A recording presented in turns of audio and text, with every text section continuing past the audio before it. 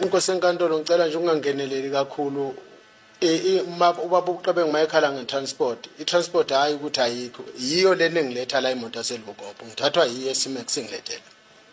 Hayi ukuthi New day, new drama in South Africa. According to new reports, accused number 5, Fisokuhle Ntuli, was attacked in prison after advocate made bombshell revelation on Khumalo. Please like this video so that you will not miss out on any information.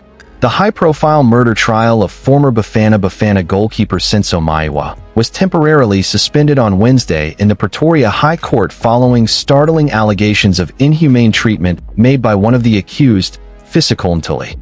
Ntuli, who is accused number 5 in the case, claims he is being subjected to harsh and degrading conditions while being held at the Kosi Mampuru 2 Correctional Center. Defense raises alarming claims of abuse and isolation. The accusations were brought to light by Ntuli's legal representative, Advocate Zandile Mshilolo, who addressed the court with a grim depiction of her client's situation. According to Mshilolo, Ntuli has been denied access to essential items such as blankets and bedsheets, leaving him unable to sleep properly. Moreover, she told the court that he has not been allowed to communicate with his family or his legal team, raising serious concerns about his well-being and ability to participate in the trial proceedings. Mshilolo also alleged that her client was recently moved from the correctional center's high-security section, known as CMAX, to another section of maximum security under questionable circumstances.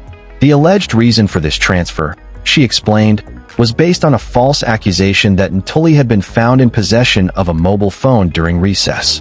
When Ntuli requested evidence of this claim, she said, "None was provided.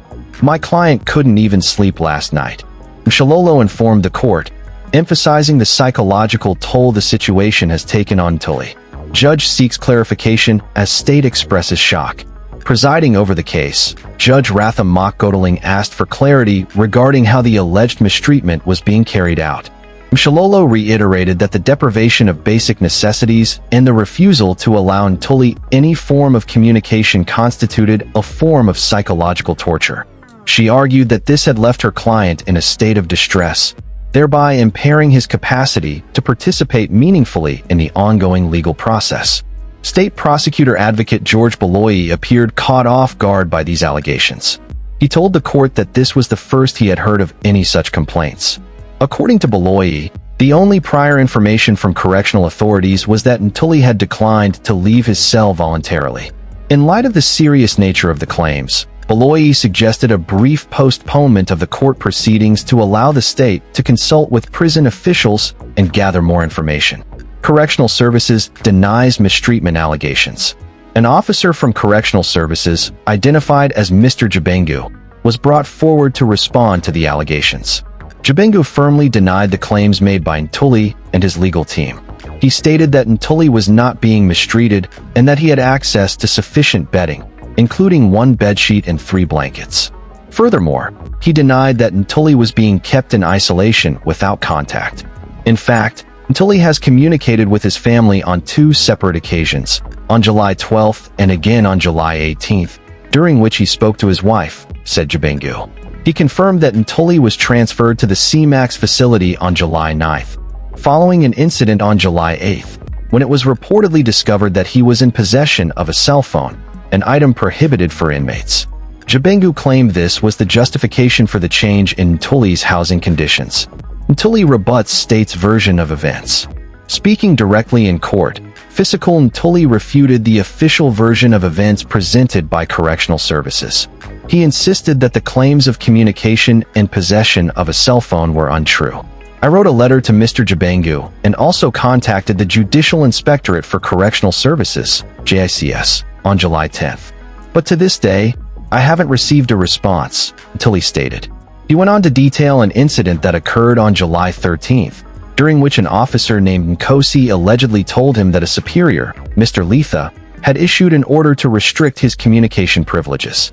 Shortly thereafter, Ntuli claims, Mr. Letha entered his cell and removed his blankets and bedsheets, leaving him with nothing to sleep on.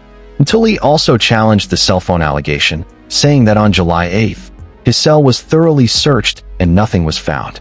"They made me stand against the wall, searched me and my belongings, but they found absolutely nothing. Then, The following day, I was told to pack up and was informed I was being moved because of a cell phone. Yet, no one has shown me a single piece of evidence, he testified. Calls for transfer to another facility. In light of his ordeal, Ntuli made a direct plea to the court, requesting to be relocated back to Lukop prison, where he was previously held. He said conditions there were more bearable and that he could at least access basic human rights like communication and warm bedding.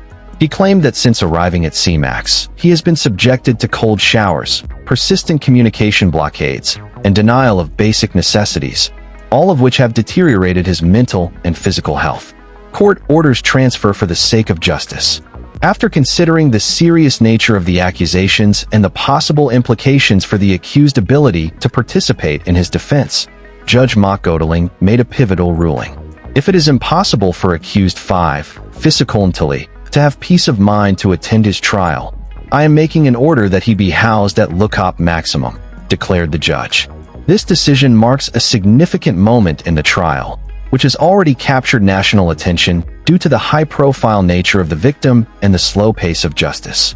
The Senso Maiwa murder trial is expected to resume once the matter of Ntuli's housing and welfare has been resolved, ensuring he is in a mental and physical state fit to proceed. The court also emphasized the importance of upholding the constitutional rights of all accused persons, regardless of the charges they face.